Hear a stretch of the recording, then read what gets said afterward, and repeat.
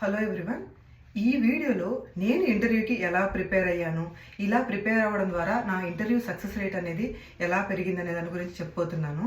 So ఈ interview ప్రిపరేషన్ని నేను 3 సెట్స్గా divide చేసుకున్నాను.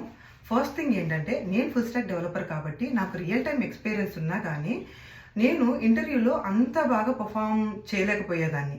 సో నేనేం చేశాను అనంటే, ఒక అప్లికేషన్ని ఎండ్ టు ఎండ్ బిల్డ్ చేసుకున్నాను. Front end, back end and database. Even 2 pages అయినా పర్లేదు, ఫ్యూ ఏపీఎస్ అయినా పర్లేదు, 2 టేబుల్స్ అయినా పర్లేదు, but end to end DevOps, తర్వాత automated pipe with DevOps and cloud, తర్వాత సెక్యూరిటీ పార్ట్, ఇవన్నీ కనెక్ట్ అయ్యే విధంగా ఒక ప్రాజెక్ట్ని ఎండ్ టు ఎండ్ ఓన్గా చేసి పెట్టుకున్నాను. లైవ్ ఎన్విరాన్మెంట్లో వర్క్ అయ్యే విధంగా పెట్టుకున్నాను. ఇది ఫస్ట్ స్టెప్. సో దీనివల్ల ఏంటంటే, నేను ఇంటర్వ్యూలో ఒక ప్రాజెక్ట్ని ఎండ్ టు ఎండ్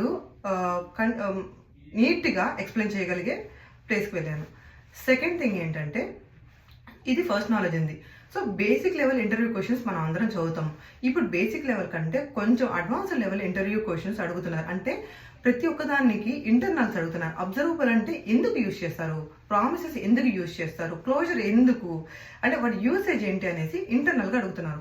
సో ఈ ఇంటర్నల్ కాన్సెప్ట్స్ కవర్ అయ్యే విధంగా ప్రతి ఫ్రంట్ ఎండ్లో, బ్యాక్ ఎండ్లో కొంచెము చాట్‌జీపీటీని అడిగితే మీకు ఇంటర్నల్ కాన్సెప్ట్స్ అడిగితే అదే ఇస్తుంది. సో ఇంటర్నల్ నాలెడ్జ్ ప్రతి ఫ్రంట్ అండ్ బ్యాక్ ఎండ్లో ఇంటర్నల్ నాలెడ్జ్ తెచ్చుకున్నాను. ఇది సెకండ్ స్టెప్. థర్డ్ స్టెప్ ఏంటి అని అంటే, నేను ఒక 2 days ఆర్ 1 dayలో ఇంటర్వ్యూ ఉంది అని అంటే, మనకు ప్రతి ఒక్క ఇంటర్వ్యూకి job description and roles and responsibilities వస్తాయి.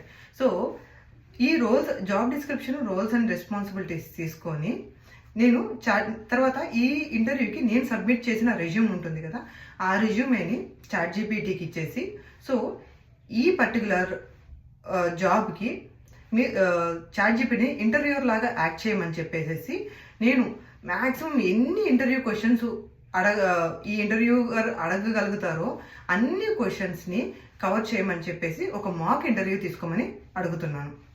ఇలా అడిగిన తర్వాత అది మొత్తం ఇంటర్వ్యూ క్వశ్చన్స్ ఇస్తుంది. దానికి నేను ఆన్సర్స్ కూడా అడుగుతున్నాను. బికాస్ ఆన్సర్స్ అనేటివి ఏంటంటే, ఇంటర్వ్యూలో క్రిస్ప్ షార్ట్గా ఉండాలి. ఇంటర్వ్యూవర్కి మనం ఏం చెప్పాలనుకునేది క్లియర్గా అందిపోవాలి. మనము డ్రాగ్ చేసుకుంటూ ఉంటే ఇంటర్వ్యూ ఛాన్సెస్ మిస్ అవుతుంటాయి.